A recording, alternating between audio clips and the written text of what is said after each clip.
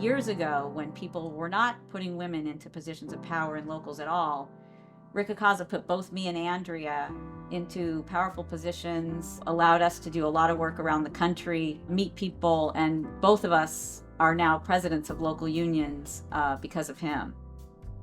He was an early adopter of women's rights, and he believed that women can do exactly what men can do. When I was 4 or 5 years old, he would say, "What do you want to do?" And I'd say, "Oh, I want to be an actress." And then my father would say, "Oh, you want to be an attorney." And eventually I went to law school and have been practicing for a very long time. We were brought up believing that workers' rights, people's rights in general, and he always wanted us to do the right thing. He talked about his job, about what he did, about his passion. I just remember that we were under strict orders never to cross a picket line. That was absolutely critical. My grandfather, he was extremely good at public speaking. He was always jovial. He'd always say Merry Christmas when it wasn't Christmas. And he would inquire about my movie making, about my schoolwork. That's the grandfather that I really love and admire. Family man, that would sum up my father. Love for his daughters. Amazing, and just guiding us. The grandkids, those were the apples of his eye. All 4 of them. Just an incredible father and grandfather. We went on a lot of trips together. He was gracious enough to take us on skiing trips, and he was a very kind man. He wanted to see you happy and jovial with life like he was. When you look at Rick's legacy, the living wage law, grocery worker retention law, the big box ordinances, efforts around bringing markets to underserved areas. His legacy is the improved lives of tens of thousands of members and their families and their communities. Rick was the first Latino to lead the United Food Commercial Workers Local 770. Then he became the president of the LA County Federation of Labor, again showing that our voices were included in the rest of the labor movement. And within Southern California, where the labor movement is made up of majority Latino workers, Rick, Maria Elena Durazo, Miguel Contreras, all worked together to ensure that Latino workers had a voice within their labor unions in Los Angeles as well as politically, and worked together to really change the political makeup of Los Angeles.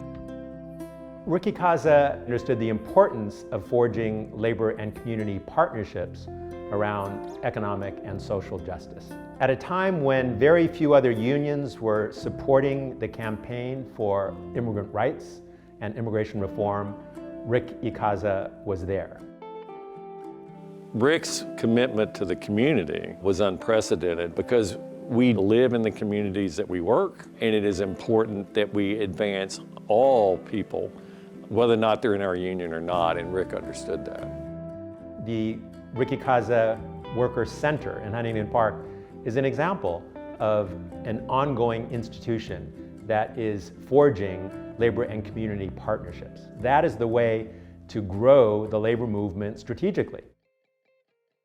Trabajé en Farmer John por 12 años y vine aquí al Centro de Trabajadores de Rick Icaza para ser ciudadano de los Estados Unidos. Enseguida me involucré en la vida política de mi comunidad para ayudar a los demás. Centro de Trabajadores Rick Icaza cambió mi vida.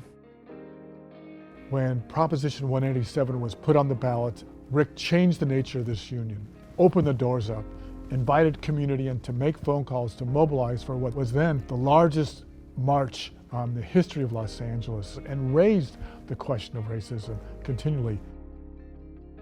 Rick was never shy on taking on a big fight. And when his members were threatened in 2003, Rick did not hesitate to do the right thing. He fought back. And that's something that the entire labor movement was very proud of. My mom and dad met when they were teenagers. My dad would write my mom love letters, even though they lived in the same community.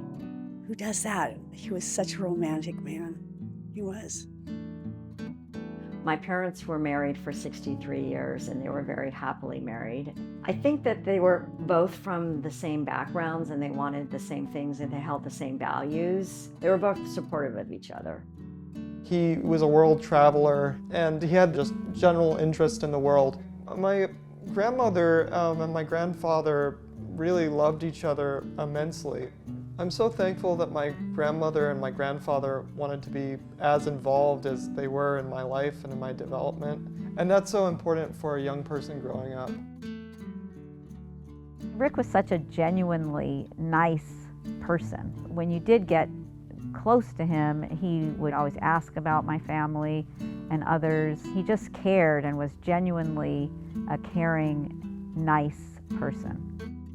When I first met Rick, he was proud in knowing that I was part of a union family. And it made me proud being part of the UFCW family and having Rick as our leader. The fact of the matter is that he always took time to talk to me, ask me how things were going, and truly engage in a conversation. It wasn't just surface. I've got some pretty fond memories of those conversations that we had when I was younger. I think he really instilled in us work ethic. He started out as a bag boy when he was younger and then he just stuck with it. I wanted to embody that kind of drive and work ethic with my own dreams. I think of Rick as a mentor, and one of the things that I would like to take from what I've learned from him is that we are here for the benefit of the members and to not compromise on important issues. You have to fight, you have to be willing to stand up and not give in no matter what. Endless amount of hours and days that he put in to the union's mind-boggling. But that's what he wanted to do.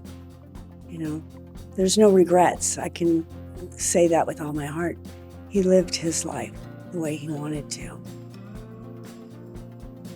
Thank you for sharing, everybody, all the thoughts and remembrances of Rick. I want to close the meeting in his honor with a moment of silence.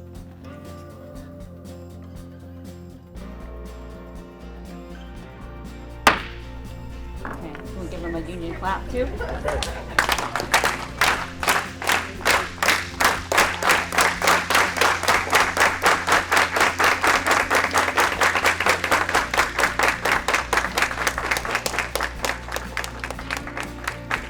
Viva Icaza.